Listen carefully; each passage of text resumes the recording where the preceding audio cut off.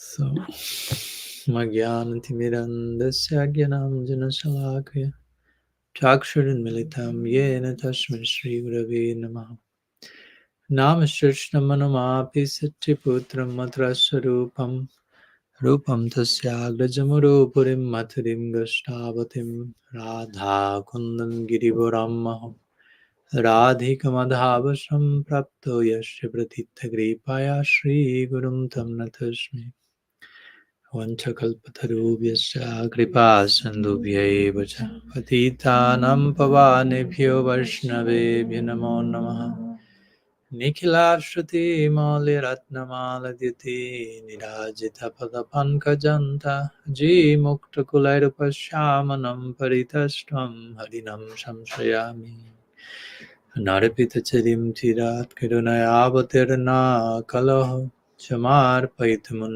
balarasam sabhakti shriyam Hari purata sundara dyuti kadamba sandipitaha Sada hridaya kandaresh purato vasachinandana Ajanulambita bhujjo kanakavadato Sankirtanaikapitaro kamalaya takshu Vishwambaro Dvijavaro Jugadharma Palu Vande Jagat Priyakaro Karunavatarao Ladini Shakti Sharupaya Gaurangasho Hridaya Cha Bhakta Shakti Pradhanaya Gadadhara Namastate He Krishna Karuna Sindho Dinabandho Jagatpate Gopesha Gopika Kanta Radha Kanta Namastate Radhe Vrindavanadi Shri Karunamrita Vahine Kripaya Nija Padabja Dasyan Mayam Pradeyatam Bhaktya Vihinaya Paradha Lakshaya Kriptashtakamadi Tarangamadhye Kripa Maitvam Sharanam Prapanam Vrinde Namaste Charanarvindam Vrinde Namaste Charanarvindam Shri Satyanandan Gaur Hari Ki Jai Shri Harinam Prabhu Ki Jai Srila Prabhupada's arrival to the West Ki Jai Gaur Bhakta Vrinda Ki Jai Gaur Premananda Hari Bol. So, good evening to all. Pranam, welcome. And welcome to those who are there over there online, whomever you may be. I just can see a number of how many connected, not the name. So, welcome. So, today we are continuing with our festival, as we were talking beautifully in Switzerland with the devotees. We had a few festivals like Radhastami and Bhaman Dwadasi and Jiva Goswami's appearance day, Bhaktivinoda Thakur's appearance day, Haridas Thakur's disappearance. But there were then some other days where there were no festival. But we were making the point, there's always festival. No, it's not that, okay, today is festival, tomorrow, no festival tomorrow. So the importance to getting accustomed to think in terms of daily celebration. Because Krishna himself is a festival of beauty and harmony and love. So to talk about such a festival is in itself a festival. That's how the Bhagavatam describes Harikatha, talks about Krishna, Mana Mahotsavam. It's a festival, a great festival for the mind to just speak about, trying to say something about the unlimited sweet absolute.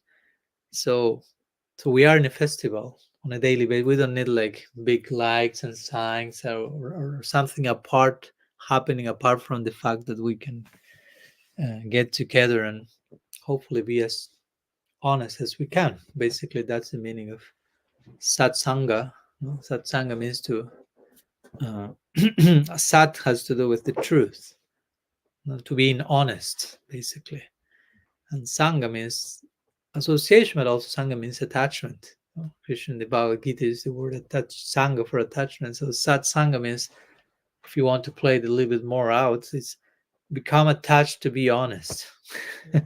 So sat sangha means a circle with people in which that type of attachment will be promoted, that we will be inspiring each other to be as honest as we can.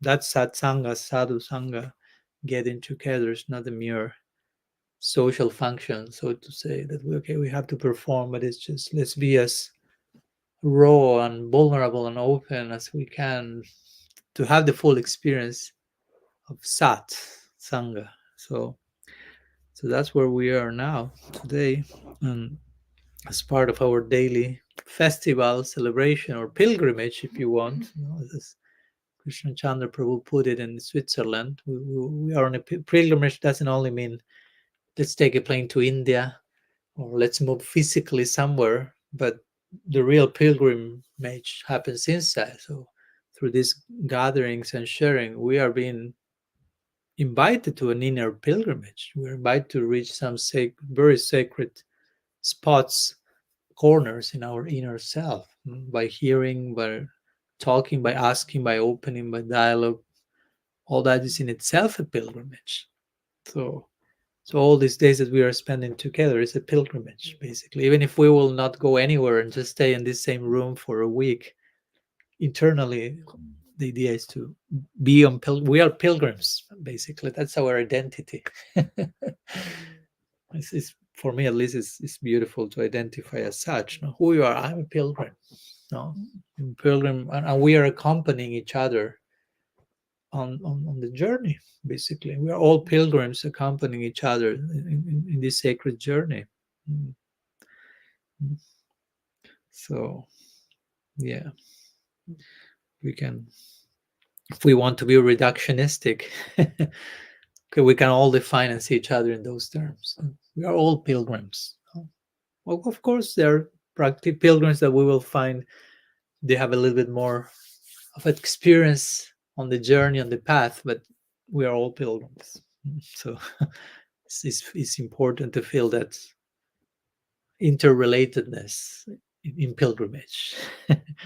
Some know there are pilgrims, some they do not know, some are more experienced, some less, but life is a pilgrimage. So as part of the pilgrimage, as part of the celebration, we are uh, going through all these days. We have a particular celebration inside the celebration today, and we are celebrating the fact that Srila Prabhupada touched Western soil, so to say, on the year 65. So that will be 58 years ago. If my math is not failing, you correct me. Yeah. We are 23, so yeah, it will be 58. According to the lunar calendar, will be a day like today, not according to the solar one. So that's a very important, of course, day. In one sense, of course, it's not limited to that day because it has to do a lot with what happened before that day, what happened after that day, what's happening today as a consequence of that day. It's important that we honor such a day by bearing in mind the whole, that putting that day in context. No, it's not only that day. No. That day out of everything else is nothing, not nothing, but my point is it's not a significant. Oh, he landed. I mean, the ship came to Boston. Okay, great, but what's behind that? What happened? What took him to reach that day? What happened after that day? And of course, an important question is what's happening from today onward, through us. So for me, that's an important point also. Now, every time we look back and celebrate some glorious person and some glorious day like today, like Srila Prabhupada, it's also important that we are very, how to say, we are, our praise is tasteful. And for tasteful, I don't mean find some ornamentation and alankar and poetry, but be accurate in how we are committing ourselves. We're doing the glorification, because we can also glorify someone, as we were talking before, as an evasive device. So that person is so incredible, so glorious, and did everything. So we don't have to do anything. We have just to enjoy the fruits of the other person's greatness. And that's not proper praise, committed glorification. No? The actual praise will be, oh, that person did such a thing that it takes me to ask me, like we were talking yesterday, what's my contribution to such a glory? So what can I, how can I offer myself in the best possible way? How can I represent that person? Which is a more complex question to ask than just say kijai. I mean, I don't have nothing against the kijai, but the kijai has to be grounded in some commitment, because if not, we can just resort to kijai, all glories to, as an evasive device. Everything can happen. Everything can become an excuse, or everything can become a deep commitment. So it's up to us. So today we are celebrating that special day when Srila Prabhupada arrived to Western shores, we could say, which is kind of, I don't know, like him landing on the moon or Mars or something like that, no? Because he came to another planet, basically. So sometimes we celebrate, I don't know, the appearance day of the descending, the avatar, the manifestation of different forms of the absolute on Earth. No, Bam Dev came, no? So they landed on planet Earth. So this is something similar. Although you may say, well, it's still the same planet, so we technically cannot call that the landing. And he didn't come by air. Yeah, but still he traveled to another, it was another planetary system at that time, especially to go from a place like India, specifically Vrindavan, so many years, and suddenly Boston, New York. I mean, it's like it's another constellation altogether, so to say. So I like to make that parallel. We celebrate with Krishna comes to Earth, Mahaprabhu, Nityananda, whatever, Vamandev, Avatar. Somehow this is not that different. It's the same planet, but it's a different planet inside the same planet, so to say. No?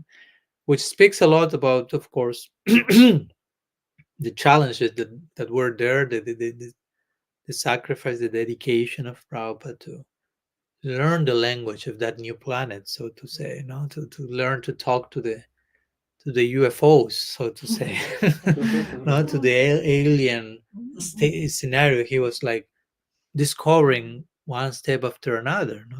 I mean, try to be empathic as much as you can. Travel in time. It's difficult because we already were born on this side, so to say. But try to imagine again you taking a spaceship and landing into Saturn or something with a mission, and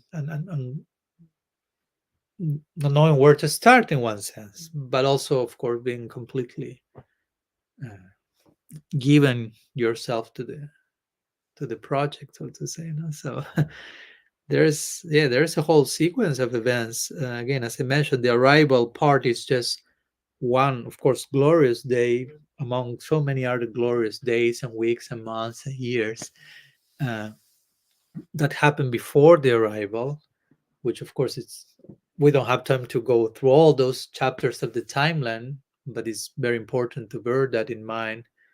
Like I don't know, I remember reading this beautiful book, our Srila Prabhupada, The Friend to All, by Mula Prakriti. That's where I like that very much, because the focus of the book is Prabhupada before this day we are celebrating today. And that shows also how his commitment, his depth, his prayer, his empowerment, his purity, and his simplicity, and so many qualities. No, even when he was one more unknown, so to say, his authenticity was already in place, so to say. No, and that naturally attracted empowerment that created uh, us as a byproduct. Basically, in one sense, today we are celebrating our good fortune, because basically because of a day like today we are here a day like today. A day like today we are here speaking about a day like this day. And it's important, like we establish the sambandha, or the connection between one day and the other, because one may think And that day was, again, almost 60 years ago. What's the relationship? Port in Boston, here we are, London, 60 years after, but we have to tread, to follow the thread, you say? Not like go back and establish the concomitance between one day and the other. So, so we'll mention some words today about that. About, of course, the title of today's lecture is The Radical Personalism of Srila Prabhupada. And the inspiration came to talk about that. Of course, I'm also traveling and presenting my book on radical personalism. But also, I, of course, consider Srila Prabhupada a radical personalist for many reasons. So today I was thinking, talking about, of course, this day, about Srila Prabhupada and why I consider him as a radical personalist, about someone who was really into the main, in my consideration, the main ingredients or elements that make for a radical personalist. So I'll try to make some connections. Let's see how that works. But so where to begin? As we were talking yesterday, I think yesterday, sorry if I get lost, I gave a few lectures the last month, so it may have been 3 days ago, 2 days ago, may have been Switzerland, not here. But we were talking about Sampradaya, the idea of a Sampradaya as a living school. We do not belong to a dead school, but a living school, where everything has to be alive. Each of us, the message is alive, the essence is alive. We are supposed to represent that in a very alive way. And we are to become prophets in its own way. Prophets, do not misunderstand me, doesn't mean that you have descending for a cloud, because sometimes we over deify the word. A prophet means someone who speaks in behalf of, and ultimately is in behalf of God, like who is representing God's will on earth. Let's put it like that. So Sampradaya also can be described as such, a living school of prophets. Maybe it sounds a little challenging that to know that you belong to such a school, but it's our good fortune to belong to that. And of course, I personally choose to think of Srila Prabhupada as a prophet in this sense. Again, no, I don't want to. I mean, not only of Srila Prabhupada, of course, but we're talking today about him.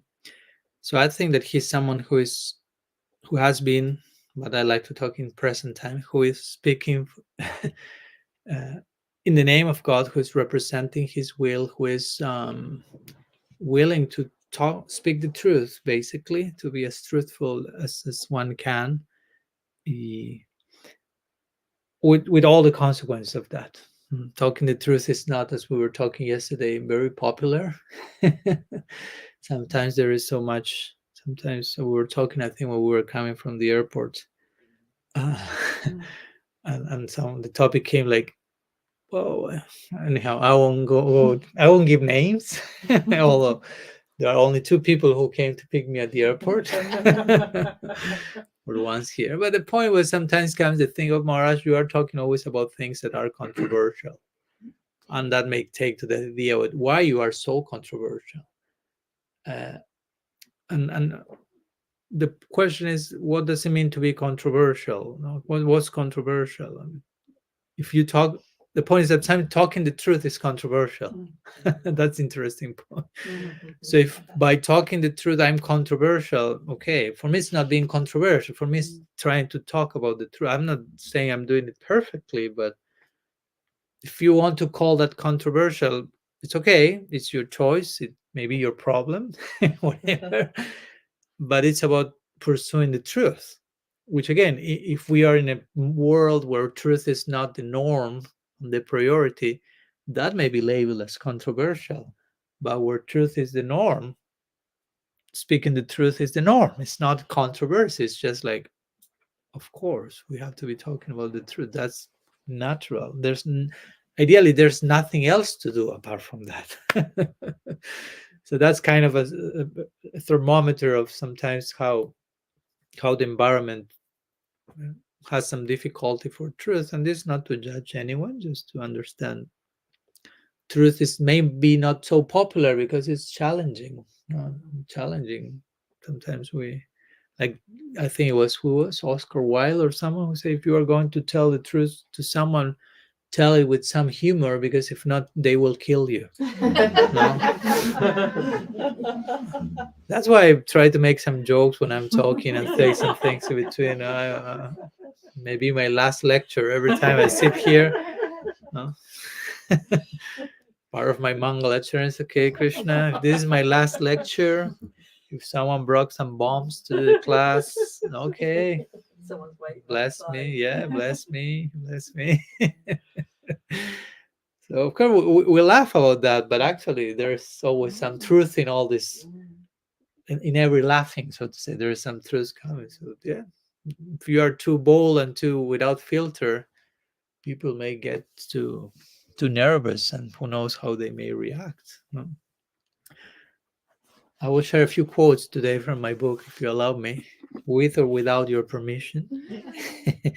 So I would like to begin this connection. One quote that I shared here comes to my mind from Bhaktisiddhanta Saraswati Thakur, in connection to this spirit of speaking the truth, to this spirit of becoming a prophet, and not being afraid of embracing truth, not only speaking it, of course, because you can also speak so much, but do so little, and that's not speaking the truth. That's a lie. So he says, this is strong. This is Bhaktisiddhanta Saraswati Thakur. He can be as soft as a lotus, as hard as a thunderbolt. So he's in thunderbolt mode here. But feel the fragrance of the lotus in between the lines, please. And this, he's speaking about this as humility also. I like this. This is what he will say. Without cheating anyone, we should boldly proclaim the truth to everyone. If the truth is bitter or unpopular, but bestows blessings on the living entities, we must speak it. Unless we fearlessly speak the truth, the sweet Absolute will not be pleased. The aggressive pronouncement of the concrete truth is the crying necessity of the moment for silencing the aggressive propaganda of specific untruths that is being spread all over the world. A chanter of the names of God is necessarily the uncompromising enemy of worldliness and hypocrisy. It is his bounden duty to clearly and frankly oppose any person who tries to deceive and harm himself and others by misrepresenting the truth, whether due to malice or genuine misunderstanding. Humility implies perfect submission to the truth and no sympathy for untruth. Therefore, the professors of pseudo-humility have reason to fear the preaching of God's servant, one of whose duties is to expose the enormous possibility of mischief inherent in various forms of so-called spiritual conduct when they are prostituted for serving the untruth. Yeah, that's a little bit on this idea of being a prophet, or the commitment that we have with truth. And again, we are all meant to become prophets. Again, it's not just Prabhupada Ki Jai, Prabhupada Bhaktisiddhanta Ki Jai. It's like, okay, I'm also invited, not as a pressure, not as a neurosis, like you have to be a prophet and you're not doing it, but I'm being invited to be an agent of truth. In this, I mean, every day I have the choice. No, do I choose for truth, or do I choose to compromise my integrity? So again, this is not about shame and guilt, but it's about just taking responsibility for our choices. So in my opinion, yeah, Prabhupada was a very prophetical prophet, so to say. So prophet is not so much about telling the future, but living the truth, so to say. And by living the truth, probably you will have a view of how things are unfolding. And Prabhupada, in his embrace of truth and sincerity, he even, part of his prophet side was also to sometimes criticize, as we talk these days, his own tradition. or certain state of affairs when he was in the Gaudiya Math and he saw that were some things he will not agree with. Okay, he took his stance, he took his distance, he started his movement, he took some exceptions, uh, not only to things that were happening in other Gaudiya circles, but even in his own, again, mission, Gaudiya Math at the time. And eventually he even criticized his own project when it was required. No? It's not that, okay, I criticize everyone else, but the institution I founded is perfect always. No, no, whenever there was things to acknowledge and address and heal, he was ready to do that.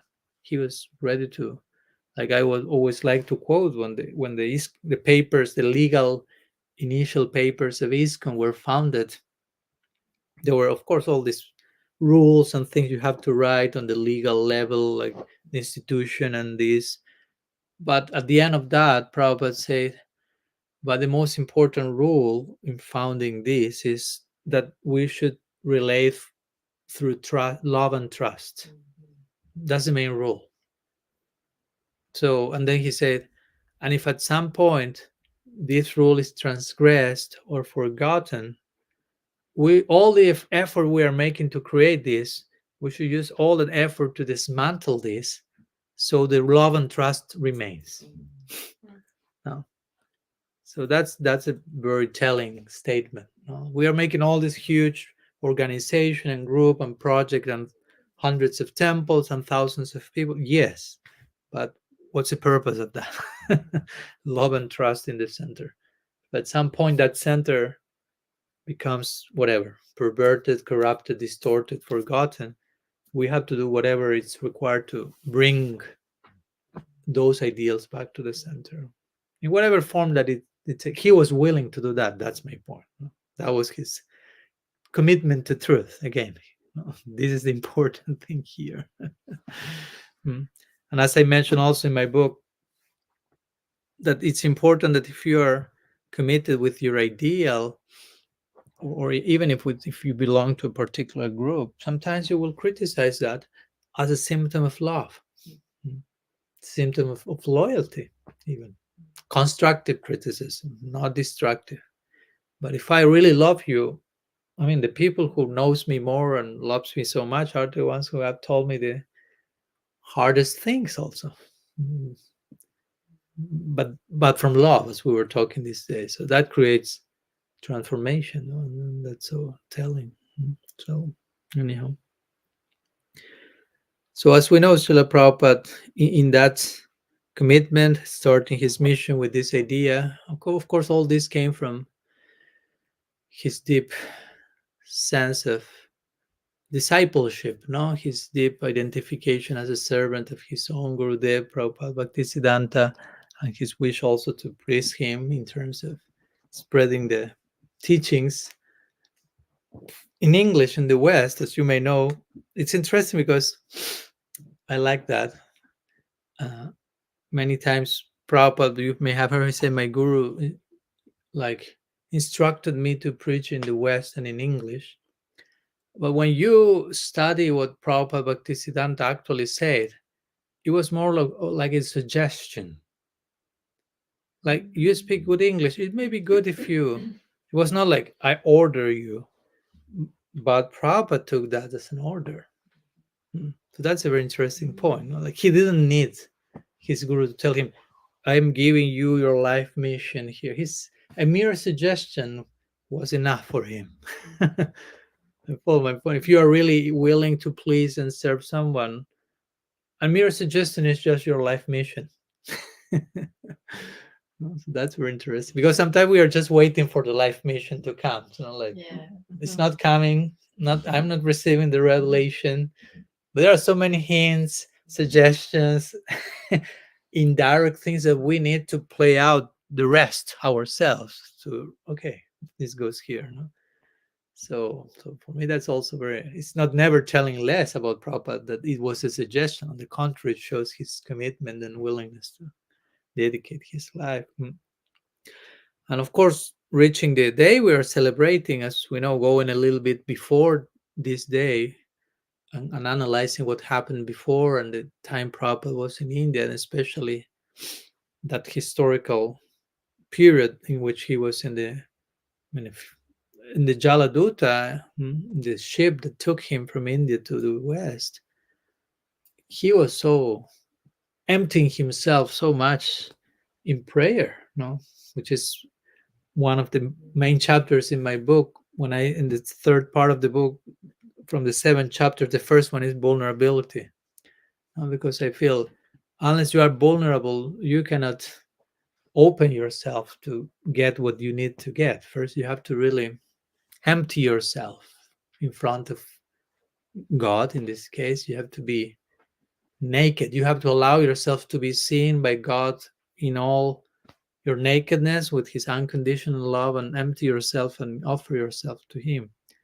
And Prabhupada did that. No, when you study the prayers he wrote, like in the Jaladuta, the prayer at the lotus feet of Krishna, then what he wrote when he arrived at Boston, this Markine Bhagavad Dharma, may be too much to go now through each of them, but basically he's expressing so much saranagati, so much surrender, no, like, oh Lord, I'm a puppet in your hands. If you have brought me here to dance, then make me dance. Make me dance. Oh, make me dance. So he was totally willing to be instrument. No, he emptied himself to be full, to be filled. I mean, we cannot be filled if we are not emptying ourselves first. It doesn't make too much sense. Pray to Krishna, Krishna, fill me with your mercy. And he will say, okay, first my mercy will come in the form of emptying you of a few stuff that are up to your neck. So I need to take away a few, not externally necessarily, no, but empty you. I will inspire you to empty yourself, to offer yourself in that space, so you can be filled. So Prabhupada did that. In his prayer in the Jaladuta, he was like, I don't know where I'm going. I don't know what's going on here. What will happen? Of course, I don't know so many things, but I have all these certainties at the same time. I'm sure about your mercy, your shelter, my Gurudev's desire, and so on. So that's a very like healthy combination, no? Of some certainty and some uncertainty. The uncertainty also allows you to explore, to be open, to be vulnerable, to offer yourself in prayer. But also there is this firm foundation and ground in faith and conviction in the shelter coming from Krishna, the mercy coming from being honest in trying to serve one's guru's desire. So that's very sweet combination. No, we should look up. I mean, all of us should try to find those two things coexisting with one another. No, as I also like to speak in my book about the coexisting with uncertainty and the unknown, and it doesn't mean that everything is uncertain.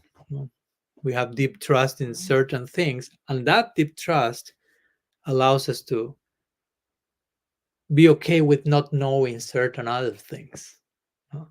It's okay to not know something. It's okay to coexist with mystery because we trust the mystery. Krishna is mysterious, or we trust his mystery, so to say. The problem will be if something is mysterious and I distrust the mystery, then you're fit for neurosis and paranoia because you go crazy. But if you have learned to trust who is behind whatever remains mysterious to you, then that's very, very important. Very, very, very healthy combination. So anyhow, Prabhupada, in regards to this idea of vulnerability and empowerment that I try to make in my book, the point, if you want real empowerment, you have to be vulnerable first. Like Mahaprabhu, I like to say, Mahaprabhu is the most volcanic face of the Absolute.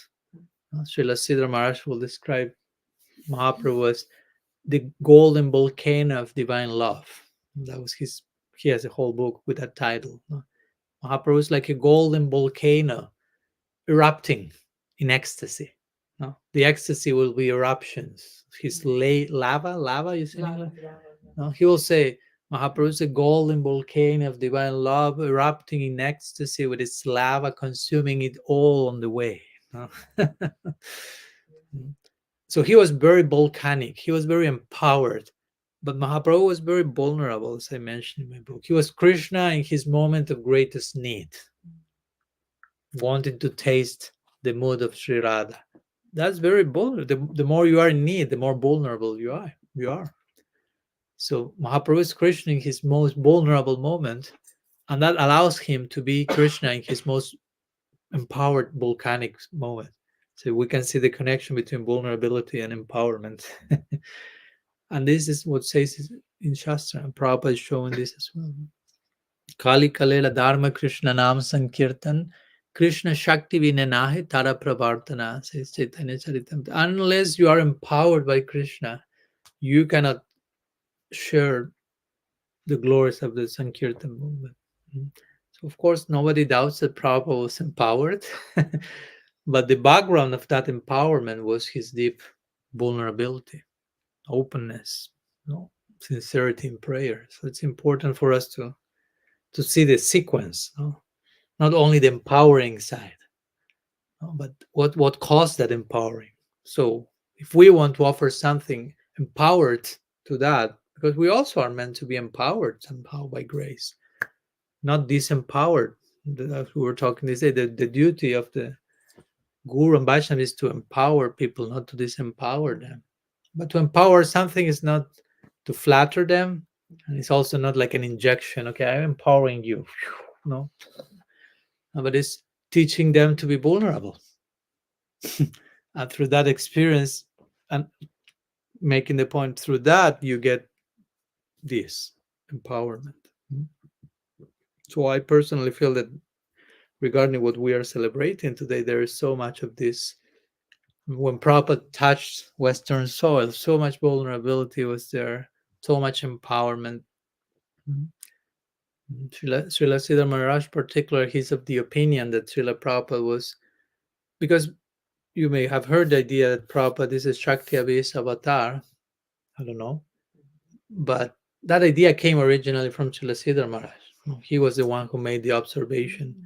Srila Prabhupada is Shakti Abhis avatar. If you do the research, that will lead you there, hopefully. Because he was the one who said that. And he specifically said he's Nityananda Avesh. No, like, because there are different Shakti. When he said he's a Shakti Avesh avatar, his disciple Bhakti Sundar Govinda Maharaj asked him, which type of Avesh? Empowered in from which particular side, which phase of the absolute empowerment? He said Nityananda Avesh. He's especially empowered to go to those sections and to deliver everything in a very undiscriminate, generous way. No? And Srila Samaraj will say, and I personally feel, he will say, it's my inspiration and my revelation, my experience, that happened officially when he was in the Jaladuta. It's not that before that nothing happened, but the very special descent came to Prabhupada in the Jaladuta when he was composing this prayer at the lotus feet of Krishna. No? Krishna Tava Punya Have Pai, this song that he's saying, Krishna. Oh, Krishna, give me some help. Oh, my guru is an associate of Sri Radha. So and he wants me to come here. So if you give me the Shakti to do this campaign, my guru will be pleased, and my guru from the campsite of Radha. So Radha will be pleased. And if Radha will be pleased, that will be good for you, Krishna. that was how Prabhupada prayed. That's very clever, very insightful. I mean, he knows who Krishna is. He knows how to reach Krishna's heart. So he's not manipulating. He's talking to Krishna in terms of rasa. I mean, many will say that will be the type of talk of a Priyanarma Saka, of an intimate friend of Krishna. So if you want to obtain Radha's favor, this is the deal. No, no, my Gurudev is an intimate associate of her, and he asked me to come here. So if you give me the power to perform this service, he will be pleased, she will be pleased, and you will be fortunate because of that. And we can see which was Krishna's reply to that prayer, no, how much power he gave it to them. So if you want to get some power from Krishna, you know how to reach his heart, so to say. No? So So that's a very interesting. So Srila will say that Nityananda, that special descent of power to perform that service came very uniquely and condensed in that moment in the Jaladut in the midst of the ocean, Prabhupada in his room with heart attacks. We know it was not an easy journey. and I'm praying and crying and emptying his heart. If you read the diary and so on, and so much came, at that precise moment. So that's a little bit the backdrop to today's day. And of course, then Prabhupada, as we mentioned, he landed, so to say, in another planet, which is like, I mean, he will write some letters to some Indian sadhus saying things like, well, here in New York, uh, the lights are on all night. Now it's like, what's going on here? Yeah. No. And he will say, like, almost most people have a car and they drive the car themselves.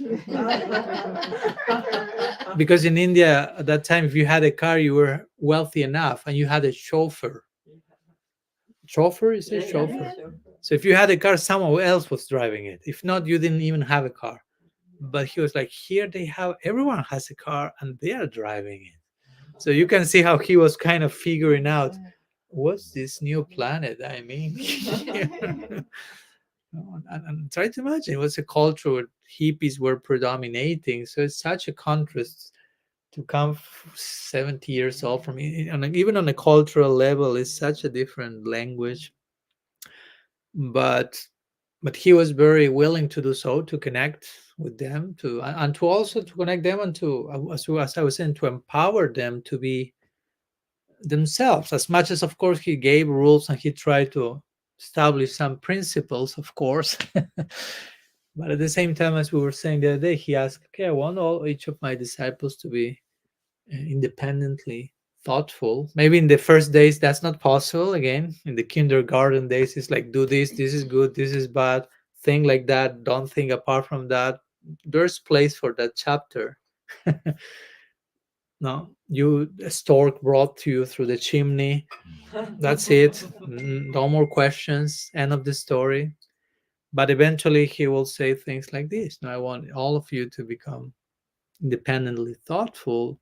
I have a few quotes that I put in my book. He will say, in all spheres of devotional service, freedom is the main pivot.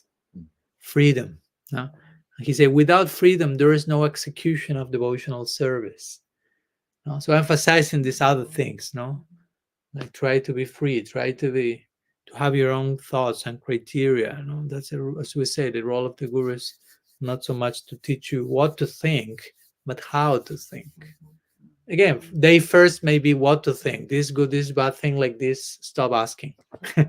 But gradually the crafting has to go to how to think, so you're already prepared to deal with reality in your own individuated way, no? Or things like what we read yesterday, no? Remember what we read, the Prabhupada was commenting on the about, and one should not deny one's emotions. No, if you are angry, he was speaking about anger, you cannot deny that. You have to address that. No? So he wanted his followers to be full human beings, not like half-baked humans and fully transcendent but humanly dysfunctional or something like that. That doesn't compute. So that's connected to also to a chapter that I wrote on radical personalism, on individuation. No? That's the chapter after vulnerability, on the importance of becoming individuals. We already are individuals, but sometimes we are not that much of a unique individual. Sometimes our individuality is quite following the masses, so to say. That's me. You tell me what to do and I do it. That's not you yet. So how much more of an individual we can become in service. So Prabhupada was encouraging that. As a guru, yeah, and as a guru also, there's one chapter about the guru in this radical personalism, guru issues and tissues between guru and disciple. It was funny because when I say tissues, I didn't realize that tissues also refer to these paper napkins. By tissues, I refer like to layers. Yeah. Oh, that's funny. Yeah, but I then realized that most people were thinking, which of course is also applicable. No? Sometimes there are issues between guru and disciple that require tissues, but I never went there. For me, it was like tissues, like different layers of the issue, so to say. It was a funny arrangement, no? Yeah, it can mean both. It's okay. So, and in the chapter I wrote, I tried to address the guru disciple relationship and try to analyze some of the, of course, the beauty and the glory of the charm of that connection and the potential, but also the potential pitfalls that can happen when either both of them or one of them are not doing their proper function. It's not only about a guru doing it wrong. As a disciple, you also have we have our responsibility and can be failing in the equation. What to speak if both are failing the equation? No? That's a recipe.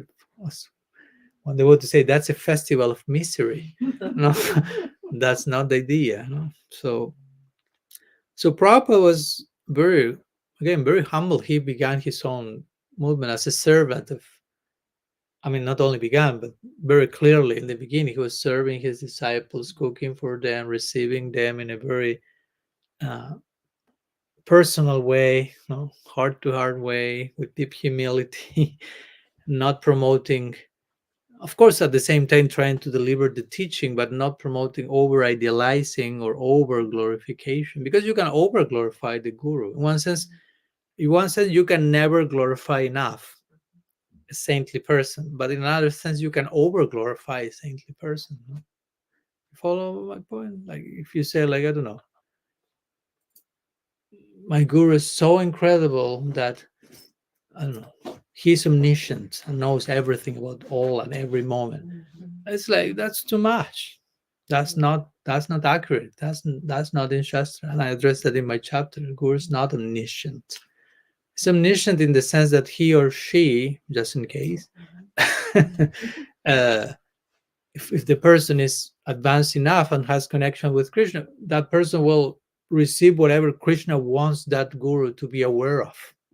In that sense, there is like uninterrupted wire connection, life. No, there's no interruption. So in that sense, there is omniscience. Krishna may reveal, but it's not that the person is aware of whatever is going on. If you ask him, what's going on in the mind of my grandmother at this moment in Lithuania, it's not that he has to know. That's over glorification.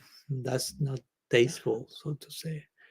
Prabhupada himself said, and I quote that in my book, he says, if one is, that's an interesting quote, if one is overestimated, glorification is just another form of blasphemy.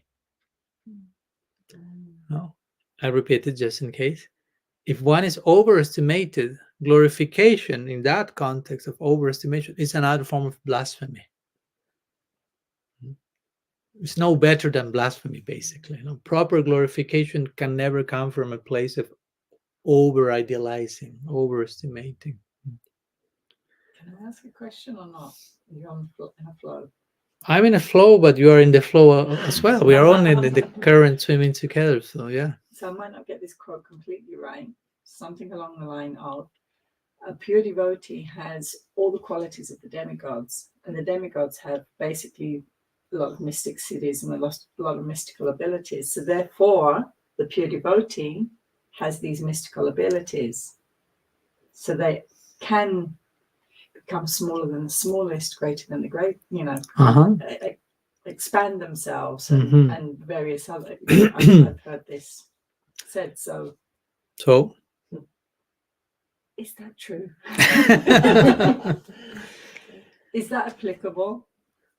Applicable to a pure, I mean, it says, okay. But yeah, how does it work? Realistically, how does that work? Yeah. Thank you. There are a few things to say about that.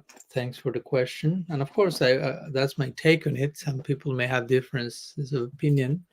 There are a few things we can say. First of all, I like always to when we use the term pure devotee, somehow that's abstract. Or I ask the devotee, what do you mean by that? What's a pure devotee? What, I mean, It's someone who attained the stage of prem, someone who attained. What's a pure devotee? I mean, I'm not against the word pure devotee. I'm not saying there are no pure. I'm not saying nothing like that. I'm just saying that sometimes we use the term. I'm not saying you are doing that. I'm just that you say the word and it came to my mind. Sometimes we may employ some words loosely, like pure devotee, and sometimes we may even point on label some of people as pure devotee, and it's kind of officially accepted. As we were talking these days, even if you were brahmachari for 10 years, he's not, he's advanced, but he's not pure devotee, of course. Then you became sannyasi, he's pure devotee, of course, because he's Maharaj.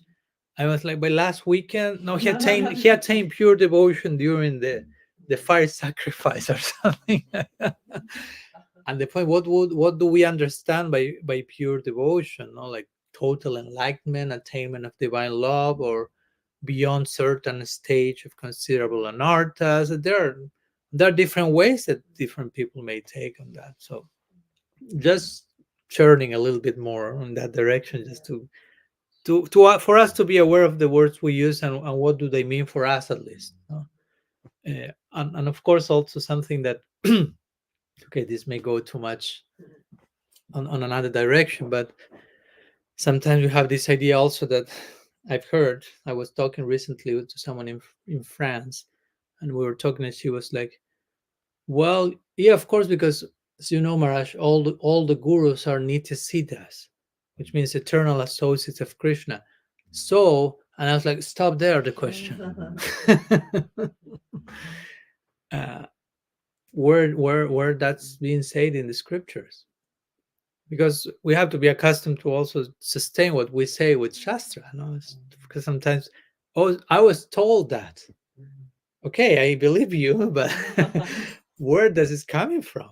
Well, there is nowhere in Shastra that says every single guru has to be, because again, before being a guru, he or she was such and such, and now it became an eternal associate of Krishna. And what to do if that eventually some of the gurus do not behave so nicely? Well, you will say it's a lila, or you will say, oh, we whatever. No. So, and the point is, how can you know if someone is an eternal associate of Krishna? Do you have like a nitya siddha uh, barometer or something? There's no way to know that. And my point is, even if someone is a nitya siddha, eternally perfected soul, and someone is a perfected soul who was not an eternally perfected soul, what's the difference? Why we are creating this hierarchy in our mind? No, the guru must be coming from Golok Vrindavan directly, because if he's perfect but not coming from there, that's inferior, and that's a problem, and we are creating all that type of duality and hierarchy. In fact, someone once asked Srila Prabhupada that, who is higher, Nitya Siddha or Sadhana Siddha? Eternally perfected, or he who attained perfection through practice? He said the important word there is Siddha. That was his reply. Siddha means perfect. As long as that's there, and on top of that, and I'm going to the question, Prabhupada himself will say the guru can even be not necessarily a Siddha. In some cases, the guru can be an advanced Madhyam devotee. And if you want even more shock, you can go to Prabhupada's purport to Padashamrita, I think verse 5. He will say even a Kanishta Dikari can be a guru, which I don't know how to accommodate that, to be honest. An advanced Kanishta Dikari, because if not, I mean, it's a little dangerous to just put a Kanishta Dikari as a guru, but there are levels of being a Kanishta. So I'm taking as that. So my point is, he himself is saying that let's how to say, let's also humanize and be more realistic about the position of the guru, and not necessarily make everyone being a guru coming from Golok Vrindavan, because that may not be the case. And we don't, the real question is, why do I need to make that in that way? Why my faith probably needs to put everyone on that pedestal? Because probably if someone doesn't come from the highest possible realm, I'm not willing to offer unconditional love, unconditional service. I can only offer full service if you are completely perfect forever. that's not so loving. No, because the goal of life is to offer unconditional love. Conditional means despite certain things, and Krishna is already loving us unconditionally. So we should learn the unconditional love lesson and try to reciprocate accordingly, instead of you have to be fully perfect for me to do something about you. That's too forced, too superficial. And if you make some mistake, oh, everything collapses. Oh, that was a he was a cheater, everything was fake, and not necessarily. No, just how life operates. So sorry, that's introduction to your question. And you have another question, and you're starting to get into know me. Yeah. No, I just think in the same Mm-hmm. same thing. I mean, I think to me it seems like it is about learning, and it's learning through the language of like absolute love, and it's about surrender. So it seems to me, I don't know if I picked it up right, but through Prabhupada's purpose, what he's saying is the Nityasiddha devotees are there, and occasionally they're on this planet, Mm-hmm. but it not. But like you say, like the guru can be even Kanishta Adhikari can be a guru, because there's so many levels of gurus. Mm-hmm. But it's like it's a spiritual family. It's like we're here taking our first steps, many of us. But the Nityasiddha devotees are there. Mm-hmm. So when we're ready, they're there, like to help us, to lift us further. Yeah. So I kind of caught this when I came in to all of this. I was hearing that idea that, you know, the gurus are all Nityasiddhas and sannyasis individually and Nityasiddha and everything. You heard that one also, okay. It didn't seem real to me, and when more I heard Prabhupada, I think one time someone asked Srila Prabhupada, like, or you know, who's the pure devotee and where are they? And Prabhupada says something like, there are always one or two pure devotees on the planet somewhere. Yeah. But yeah. But it's like, it seems to me like it's like an ongoing. We're growing. Yeah. You know, and learning. Nityasiddhas maybe not choose to come here, but it's not. If we make ourselves Nityasiddhas, then we're just fooling ourselves. Yeah, because you cannot make yourself a Nityasiddha. Nityasiddha is already made. But yeah, that reminds me of another thing that Prabhupada once said, that someone asked him, why did the devotees fall down? He said, the devotees do not fall down.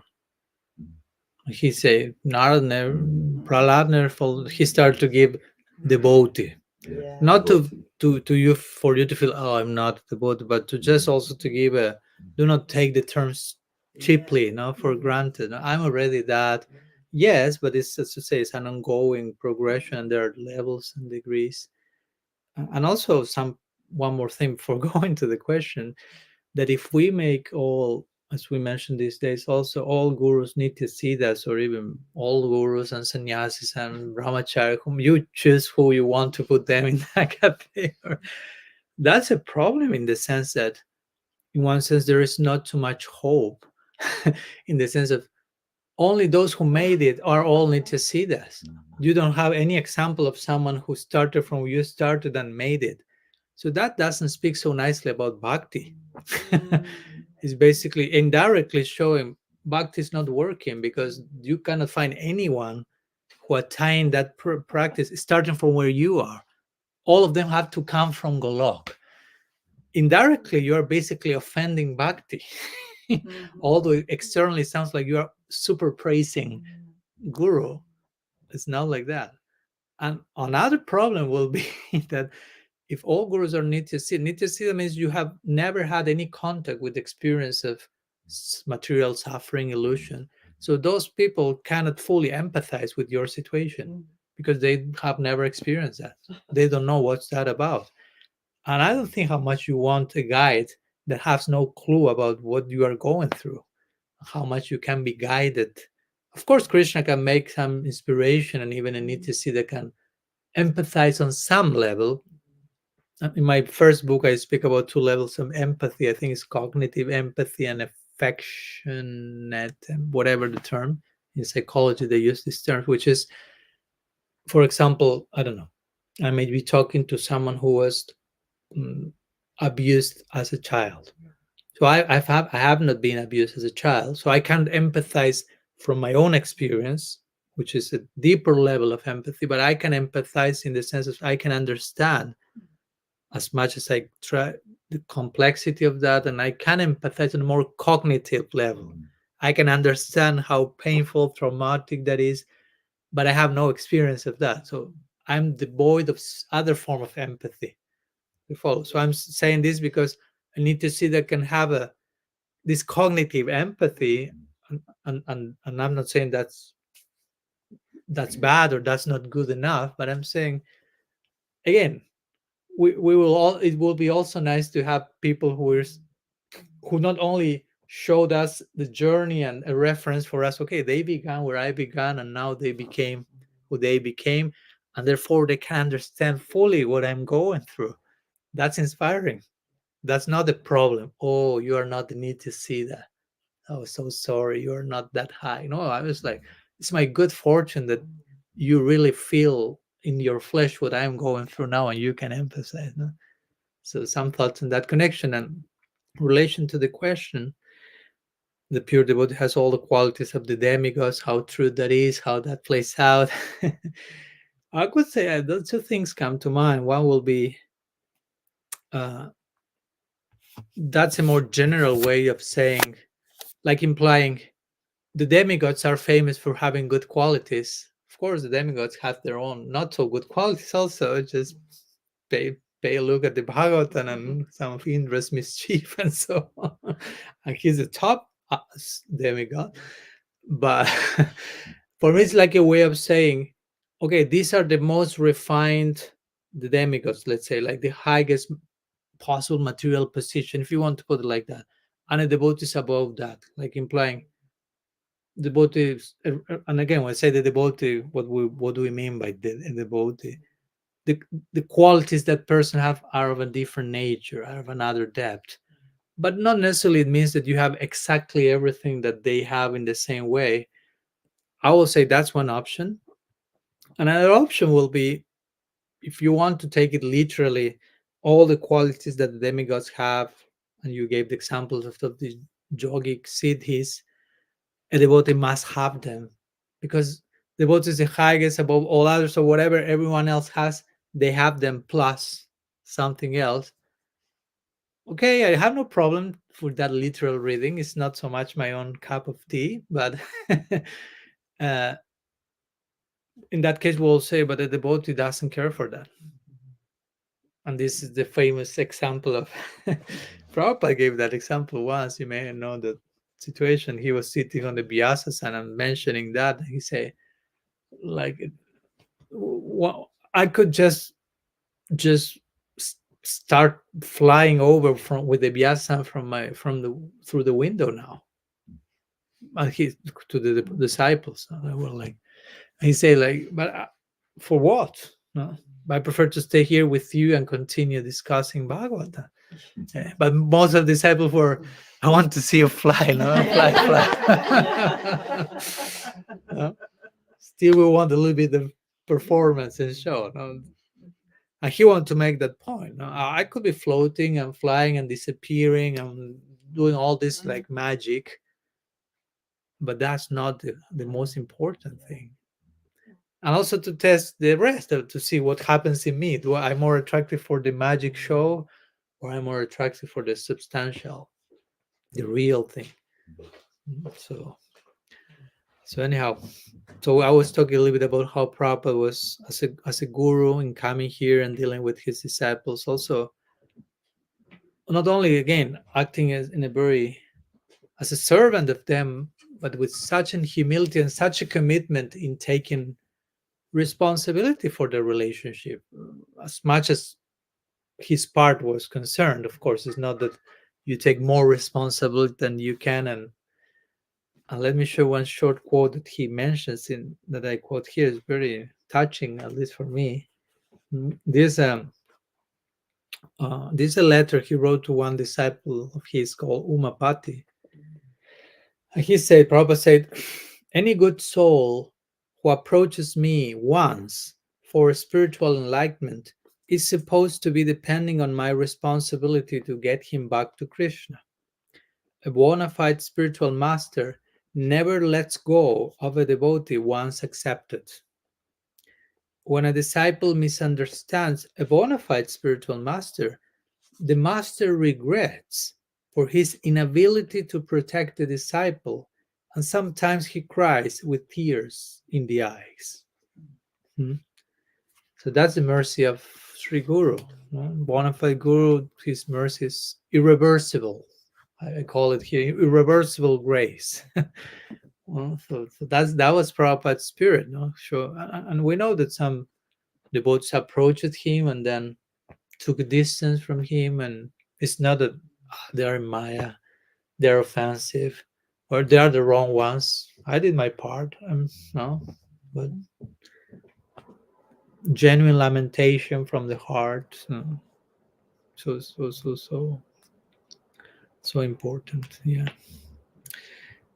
And yeah, something unique also I will say about Prabhupada is that in one sense there are many Prabhupads, in the sense of each devotee will experience a different side of him. No, it's not that there's only one official version. No, it's like saying Krishna is only can be only experienced in one way. That's not true. No, multifaceted jewel. So it's so unique to get to know, someone like Prabhupada and be open to continue rediscovering. If you actually love a person, as I mentioned at the end of my book, you will be willing to know all the different perspectives about the person.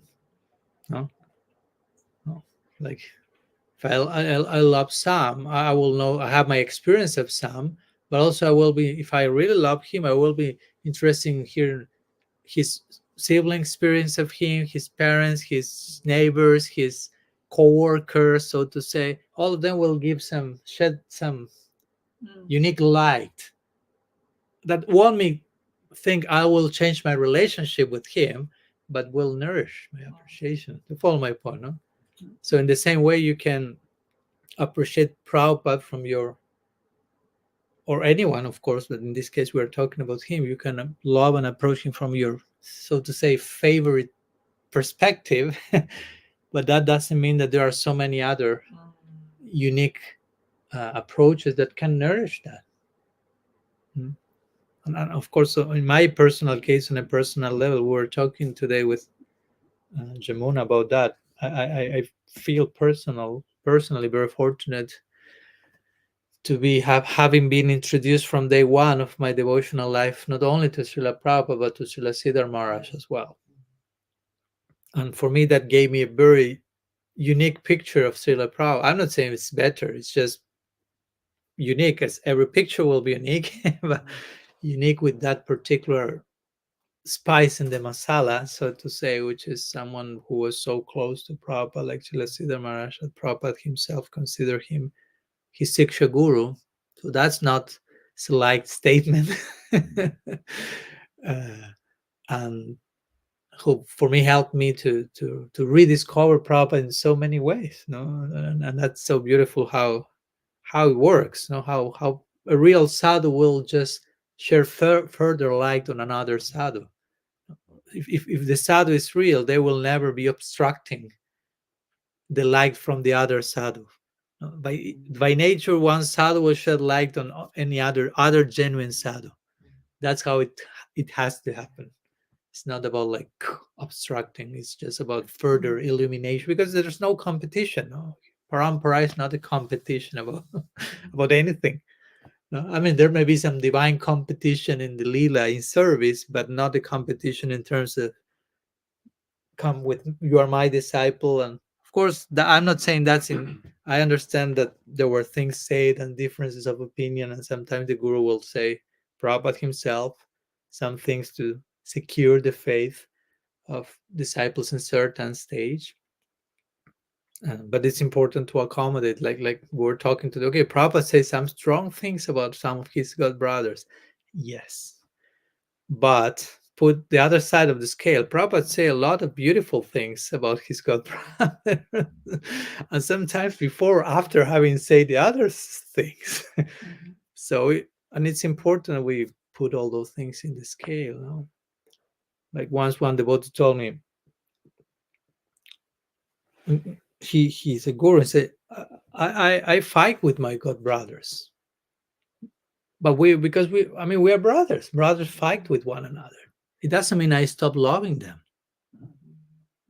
So be careful as a disciple when you see your father fighting with his brother to think, oh, the other one is a demon, is an offensive. We have to. No, they are fighting. We may not be able to enter into that arena, but we should not lose sight the fact that they love each other in so many ways and they have so much in common. No? So all the things should be in place to understand also Prabhupada as a guru, Prabhupada as a god brother, Prabhupada as a disciple, all these different nuances of that person we love, so to say. If we love someone, we want to love every aspect, and we want to properly understand every aspect of him. So I appreciate that, and I appreciate, of course, as you may know, that also Prabhupada invited his disciples to connect to Srila Sridhar Maharaj, and he knew that Srila Sridhar Maharaj was different. I mean, they lived together in Kolkata for 4 years together. So they knew each other, but he knew Srila Sridhar Maharaj is different. But of course, that's the whole thing about it. The idea is that you are different. It doesn't make too much sense that, okay, I send you to that person who will exactly say the same thing I'm telling you. I mean, for that, I stay here. No? Because I once heard some dude say, I went to Srila Sridhar Maharaj, but a Prabhupada disciple. I went to Srila Sridhar Maharaj, but he said things differently from Prabhupada. So I stopped going. I was like, I mean, that's the very reason why he sent you there, not to hear the exact same thing, to expose you to some differences, and not substantial, but just style of presentation, different language, different. I mean, he's a unique individual, like Prabhupada was another unique individual. But that's a healthy exposure. No? Like I was talking with that to the devotees in Switzerland these days, because I was like appreciating how the Krishna Chanda, who is the local leader there in the community, and we know each other on some level, and he knows I'm different from him. I mean, we are very similar and agree so much on the substance, but we are still different. Of course, fortunately, we are not the same. That sounds more like merging into something personal. And I appreciated that despite his educating and guiding the devotees in the community, he's bringing people whom he knows will say some things on some level, not extreme, but slightly different.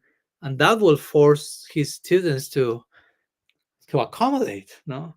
To harmonize some diversity, to enrich their vision and their nuance, and to understand not things has to be always in the same way. They can be disagreements, and we can love each other with disagreements.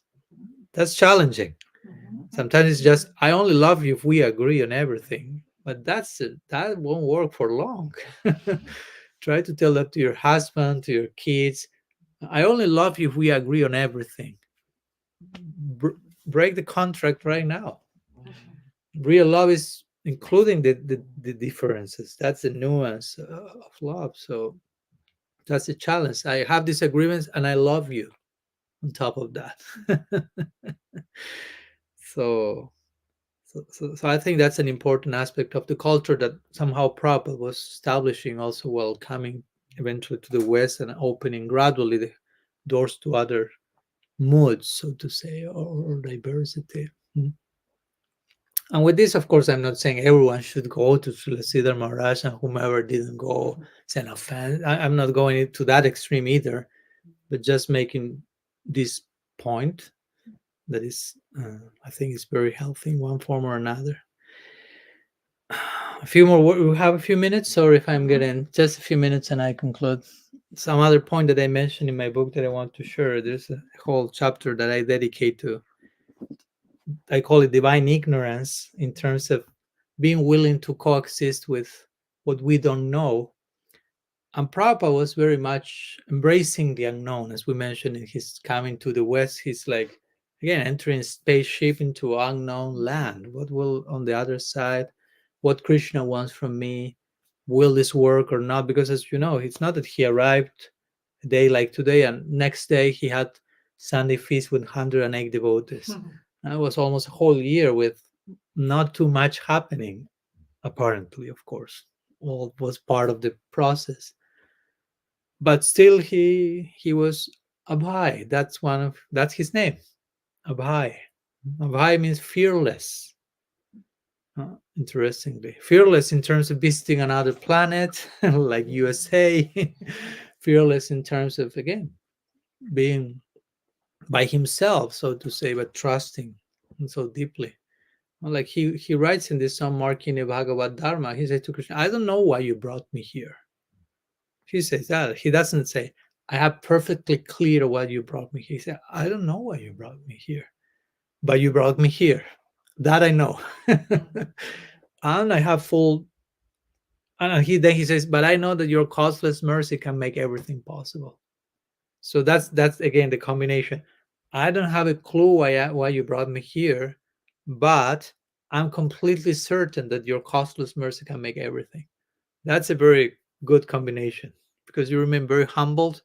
I don't know why I'm here. I don't know what has to happen, but I'm fully sure that you will protect me. Rakshishati Vishwaso Goptriti Varanam. These important aspects of Sharanagati, trusting that Krishna will protect me. We have to walk that talk on a daily basis. How much do we trust God is protecting me? Not only He will, He is, and He will. And Goptrituevaran, He's maintaining me in so many ways. So, yeah, Prabhupada exhibited this abhayatva, fearlessness. In fact, in the scripture, fearlessness is described as the main quality for a sannyasi, which means fearlessness, means just go wherever you have to go, and also fearlessness in terms of dealing with whatever the unknown inside. Not just taking a plane to an unknown country, but exploring the unknown inner topography, geography as well. No? So, and Prabhupada showed all that. He honored his name, so to say. His name was not just casual coincidence. Oh, Abhay, nice, sounds nice. No, he's really like, okay, I have to embody this name. I have to honor that fully. So that's also something that makes me think he's a radical personalist, because radical personalism has so much to do with coexisting with uncertainty and being okay with that, with full trust. And also in my book, I talk about prayer, and the importance of prayer, fervent, giving ourselves in prayer. And again, Prabhupada, a day like today, a few days before like today, he's traveling throughout the ocean, so much fervent prayer. He was just like pouring his heart out intensely. Again, he was giving himself intensely. And like this famous prayer at the lotus feet of Krishna. Interestingly, the first part of that prayer is about, as we mentioned, Krishna, give me the Shakti to perform this function. They will be pleased, Radha will be pleased, you will be successful. But praying very deeply, and eventually in the last verses, he's shifting the mood of his prayer to, and when this service is concluded, I deeply long to be with you, playing and frolicking. And so his prayer goes from his service as a sadhak on earth to his eternal aspiration to relate to Krishna in the Lila. But it's still very deep prayer. So even whether it's in one direction or another, Rupa Goswami will say, Samprarthanatmika and Lala Samai.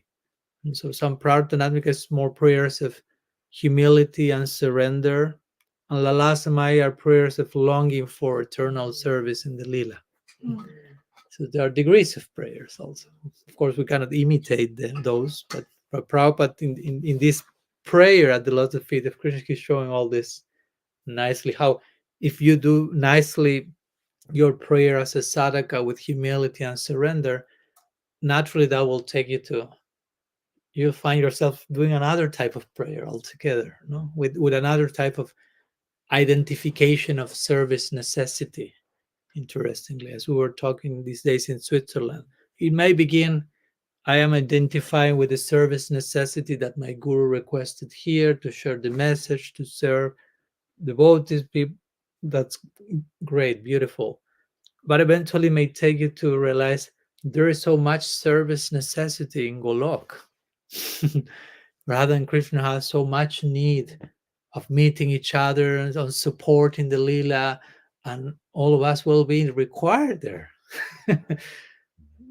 Strictly speaking, there's much more necessity there, technically speaking, because the more the love, the greater the necessity. That's how love operates. The more you love, that was one of our main themes throughout the classes in Switzerland. The more you love, and I hope you understand this properly. If not, we'll explain. The more you love everything, the more it intensifies the more. The more you love, the more you will suffer. But not suffer like we know it without love. Just for you not to be like, okay, I'm changing my sampradaya here. Because when I say suffer, you will go to our experience of suffering without love. But with love, everything becomes completely different.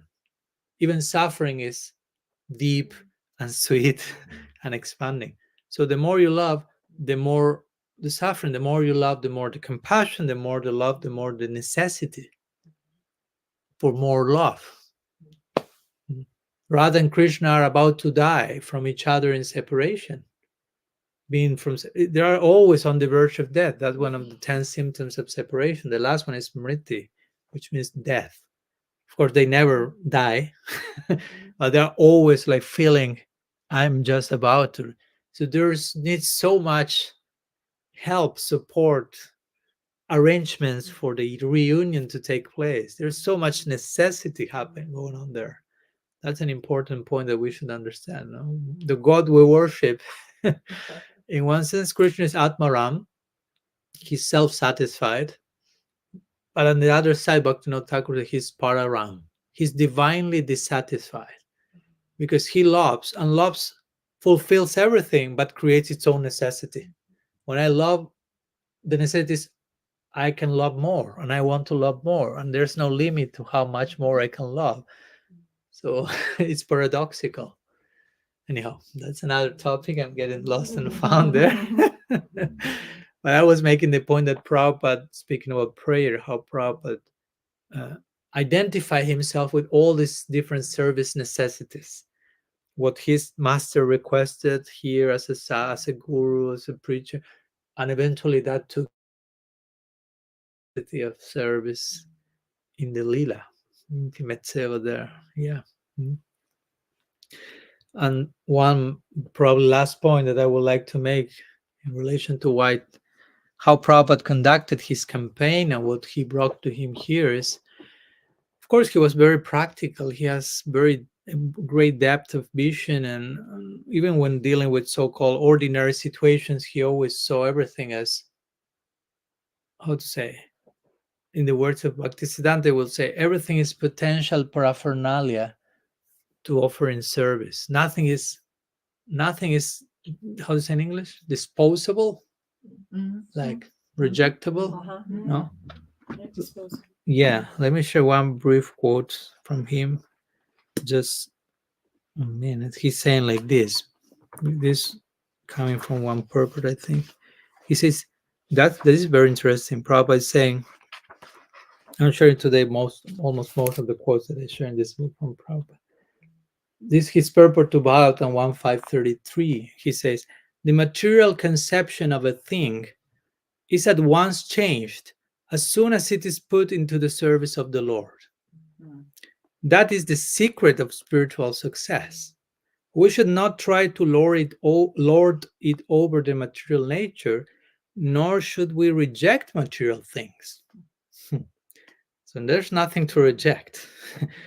Everything is an emanation from the Supreme Spirit, And by his inconceivable power, he converts spirit into matter and matter into spirit.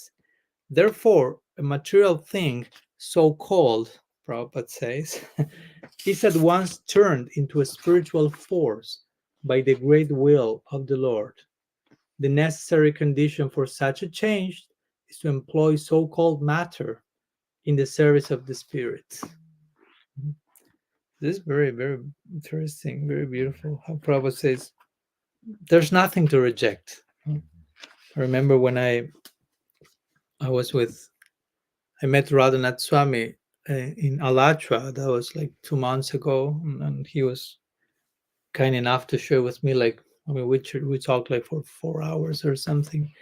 At one point, he told me we were sharing some of these topics, and he will say one story with Prabhupada. One devotee came to Prabhupada and told him, Prabhupada, for you, I'm ready to reject everything. And Prabhupada said, the only thing you need to reject is the idea that you have to reject anything. Not even everything, anything, he said. That's the only thing. We have to reject something. Only one thing. The idea that we have to reject anything. That's the only rejectable thing. Everything else is to be accepted in service and engaged in service of Krishna. That's very practical and very mystical, because you are in the midst of the world of matter, but you are seeing everything as something that can be offered spiritually. So that's basically also the last chapter of my book, where I talk about how we have to redeem our connection with the material world, because sometimes we have developed some form of, like, this world is bad, it's profane, we have to leave it as soon as possible, and our whole spiritual project becomes kind of an evacuation plan or something like that. No, let's get out of here as quick as we can. But Prabhupada is not promoting this. No? Basically, it's inviting us to become aware that you can become Krishna conscious anywhere. No? The movement is about Krishna consciousness, attaining a certain type of consciousness wherever you are. It's not about changing geographically, but changing your inner consciousness. So let me conclude with one quote. This is not from Prabhupada. This is something I wrote at the end of this chapter. Where it's starting. Oh, yeah. Oh, yeah, okay. The material world, continuing with this idea, and with this we conclude. Give me a few minutes, please. The material world is nothing but how we choose to perceive reality, on which spectacles we choose to wear, or which spectacles we choose to wear, and not so much where we are geographically. No, like, you can be geographically in London, but internally in Golok. Or you can take a trip to Vrindavan by plane, but your consciousness is in, I don't know, anywhere else. In a similar fashion, when Bhaktisiddhanta Saraswati was asked why he went to Calcutta, when his guru told him to never go there, he replied that he never went to Calcutta, but always remained at the lotus feet of his spiritual master. So Kolkata is a state of consciousness, basically. Kolkata was a state of consciousness for him, as is every other place. Likewise, and I would like to conclude with this example of Prabhupada, which is connected to today's celebration. Likewise, when Srila Prabhupada made plans to leave Vrindavan to go to the Western world, some local Hindus then asked him why on earth he will ever leave the sacred land of Raj. Their question clearly showed their own lack of education. They didn't realize that someone like Srila Prabhupada was not replacing Braj with the West, but extending the very presence of Braj to all shores of the planet. Srila Prabhupada ki jai. No? So that's what we are celebrating today. Now, the day he came here doesn't mean that he left there, but he came to bring the there over here, so to say. And that's why we are celebrating today such an occasion. It's just not just a mere trip, curiosity. Oh, he came to explore unknown lands, but we are celebrating the fact that Vrindavan is being extended and poured, so to say, all over the planet. So, anyhow, some words on this occasion in connection to how Prabhupada is a radical personalist. and as we mentioned before, no, hopefully we can celebrate this. We can say Ki Jai, no problem. Srila Prabhupada Ki Jai. But as we mentioned, also trying to go to the hopefully deepest form of celebration by asking ourselves, okay, what he did this, he offered that to us. What can I offer? How can I offer? Not so much what can I offer, but how I am the offering. I am the offering. How can I offer? How can I be the offering? In which way that can be tasteful and unique and pleasing to Prabhupada, to our parampara, to Krishna. And as we mentioned yesterday, for that we need to give ourselves permission to have a voice, to speak, to think, to feel, to offer all our faculties, our individuality for the pleasure of Srila Prabhupada and everyone else. So that's basically radical personalism, to embrace all those faculties and functions and ask, how can I make this an offer? Try to spend my days as much as I can in working on that project, so to say. So, a few words. Sorry, there were not a few, well, even more than a few, but a few words in connection to today's celebration and trying to shed light altogether about further light about the personality of Prabhupada, which you can never further shed light enough. There's always new lights and shades and perspectives that hopefully can add to our love for him and for us as an extension of, as a consequence of his mercy, so to say, and a healthy way to express our indebtedness in service. So I don't know if before concluding there's something else you may like to share, ask. Yes, of course. So it's like lots of different things that you mentioned tonight all sort of relate to a question that I've had in mind for some time anyway. Although before I say it, I do feel it's partly being answered by the class, but there's still a bit of it there. So when you spoke about before Krishna's mercy can come in, we have to empty out. So the first thing that comes to mind when you say that is it's like an internal surrendering. And so my question, to be specific, is that when I'm chanting japa, quite often, especially these days, the prayerfulness that can come sometimes is this feeling that I should be just like trying to internally surrender to whatever Krishna wants of me. But there's fear there, which relates to the other part of what you were speaking about. And the fear is that Krishna may arrange the circumstances of my life in a way that I don't feel ready for. And a lot of that fear comes from things I've already experienced in this life. And at the moment, there's a bit of respite from that. And it's a massive relief. And I don't want to go back into what I previously experienced, especially in Krishna consciousness and materially. So I feel that fear is an obstacle, because when I start to, on occasion, get that prayerful mood of, oh, I really want to surrender, immediately this voice comes and says, but I don't want you to take this away, and I don't want to go back into that kind of condition. I don't know what to do about that. Welcome to the club. you are not alone, Karuneshwari. Oh, first of all, thanks for the honesty, for the sincerity of emptying yourself out by presenting the question itself. And of course, that's kind of the, how to say, the living paradox that we may go through and that we may be on certain considerable part of our journey. And I'm saying that to somehow validate the experience, in the sense of we may, because we can also torture ourselves by, I'm not surrender, I clearly still have, I fear in Krishna, that shows that I have no love for him, and we can just like bring like 108 whips of different styles, and and I will say that it's important to also be a little bit compassionate with ourselves, in the sense of we are on this journey, we are trying to give ourselves, we are trying to, and Krishna knows, he's in the heart. I mean, we don't need to convince him about anything. He knows what's going on. And he's understandable also. He's understanding, sorry. He I'm not saying that also to be, how to say, compliant and mediocre. That's the thing. The challenge is to remain in the middle path, not the whip extreme, but not to the extreme of Krishna is merciful and understanding, and the process is gradual, so no need to rush. Yes, but not that much of that either. No, the process is gradual, but as gradual as you want to make it.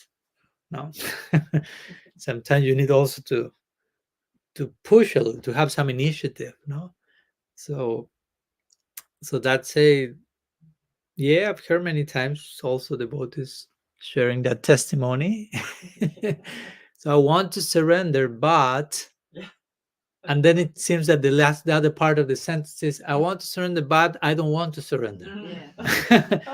But then you come, but I want to surrender, but I don't want to surrender.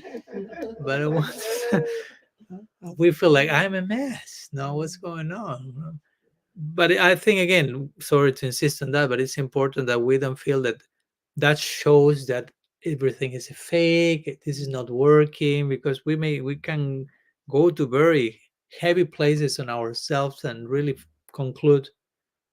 I've seen the words concluding, I'm in that direction, this is not for me, and they leave altogether the whole thing because they cannot be compassionate with themselves, understanding I'm on the journey, I'm practicing, I'm trying hopefully my best, but also I'm realistic enough to know that surrender is not one act performance, because that we were talking today about that. Like sometimes we may think, or I've seen about to think like, hey, surrender.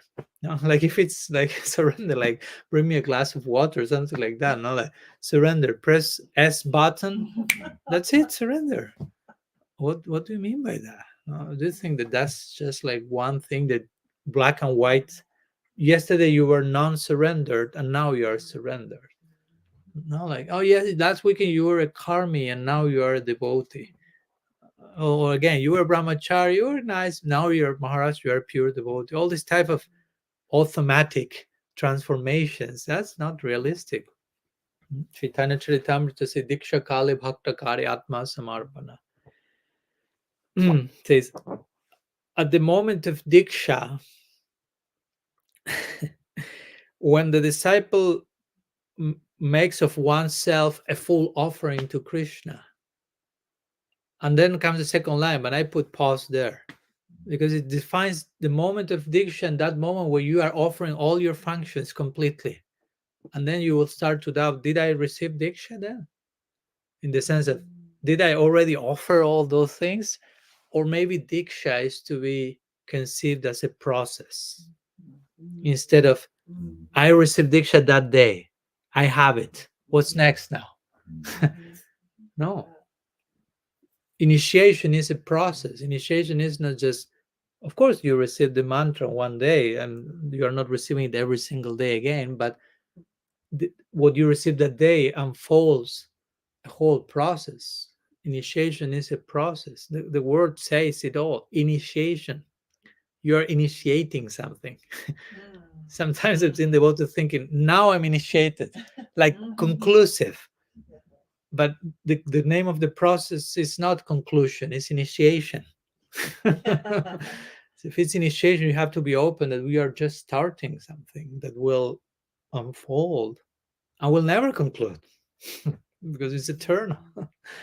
So in one sense, I have no answer for you, Karneshwari, as you may, no answer in the sense of there's no magical way to.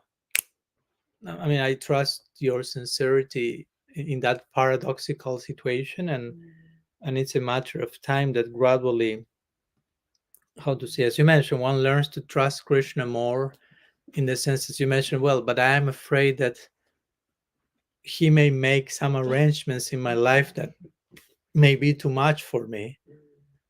And of course, what I can, the unsolicited or solicited advice in this case that I may offer is, we have to maybe remind ourselves more strongly and deeply that, I mean, Krishna knows better than anyone else what's the best thing I need. He knows that better than me.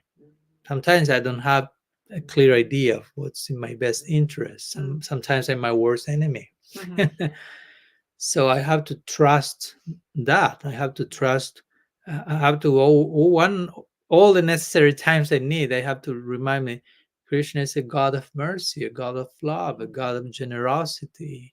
He's completely empathic with my journey. He knows my heart better than anyone else. So I mean, he won't send me a test that I cannot pass. If I do not pass the test, it's because I didn't do my best. It's not that because he sends something, no, it's too much. That's not possible. I mean, he knows what to send.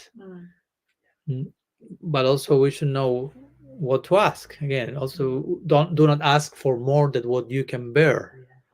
No, because in that case, Krishna may make some arrangement for me to realize that was too much. Also, to give you an example, an embarrassing one from my own unauthorized biography. That was, I think, the first time I went to the temple. I was leaving the temple. It was my first Krishna Janmashtami. So everything was new for me. First Janmashtami. Everyone is telling you what's all about. And they will tell me, okay, we're fasting till midnight today. So, and all these other technicalities, which are not the essence of the festival. Anyhow, at that time, that was the most important thing, not to not eat anything till midnight. Anyhow, but one devotee told me, also that was good. He told me, it's a good day to make some commitment, to pray, to make maybe you can pray to Krishna to commit yourself to some vow or something. I appreciated that, but of course it was my first Janmashtami. I was naive. I was like romantic in that sense. So I committed myself to something Goswami standard. Now, with good intention, but without the maturity to realize that's not sustainable. So, which was my commitment? So I went in front of Mahaprabhu, and of course, again at that time it was more about not doing some things. So I prayed to Mahaprabhu and said, "From now on, I will never. That's already, it's like, watch out for those words, always and never. I heard once this quote: "The always and the nevers all only belong to the Supreme." He can only say always and never. Better you eradicate those from your vocabulary. You never know. Anyhow, I didn't know that at that time. So I was, Krishna, from now on, I will never eat more than necessary. I mean, that's high standard. And my vow lasted for a few hours till midnight came, and 108 preparations were in the table. And I was totally immersed into the prasadam feast without even remembering the vow I made. You can, and after a few hours, I was like, but I committed myself to, oh my. But fortunately, it was a nice like epiphany, because I realized that was too much. That was not proper. It was with good intention, naive, but it was not realistic. And the result came. Not that Krishna chastised me, just like the consequence of the whole thing for me to make me be a little bit more realistic. So sometimes that's a little bit in connection. No? We want to surrender to Krishna, but also, we don't want to do it in a forced way. We know that it may take time. We want to be realistic. We don't want to cheat ourselves. So I think from that place where we can ascertain, how to say, where we are, where we want to be, and the possible still abyss that may be in between. we have to have, I think that's the main part in prayer. Not so much to trust, like will Krishna know how to reply or not? I mean, we have to have trust. He's doing his business already. No, he knows how to reciprocate, he knows what we, but how much are we clear about where we are, where he is, what do we need? I think that's the main work for us in prayer, like to be honest about, again, not praying for something that is like too much for today, but also not too little for today. No, not to go to one extreme or the other, because both are, I mean, if you are ready for next stage and you are not willing to go there, that's not healthy. And if you are not ready for next stage and you are rushing to that, that's not healthy. We call that sahaja. Sahaja means you are rushing into something too high. Well, I will say another variety of sahaja is you are ready for something higher and you are not going there. You are resisting. So as long we have to make sure I'm not doing any of those two things. I'm trying to be as honest, as realistic as, and from that place I pray. No, and from that place I trust. Krishna knows. I mean, and Krishna is appreciating my honesty. That's, I don't have to, it's not my job to figure out what he will do, if he will be accurate or not. My job is first to ascertain where I am and from which place to pray in a way that is realistic, honest. That takes time. That's not a joke. It's not that in 10 seconds I got it. It requires it requires prayer in itself. No, prayer is not necessarily about requesting something, but prayer is many times is just a journey of introspection about ascertaining where I am. And when you don't know where you are, sometimes you pray in that connection. I need more like to be where I am so I can be honest with myself and I don't cheat myself trying to be something I cannot be yet. I would like to be, but I cannot be yet. So yeah, that's what's coming. That today, hopefully that helps. That's really actually answered the question. Thanks for asking that, Dimitri. Thank you. Yeah, very nice question.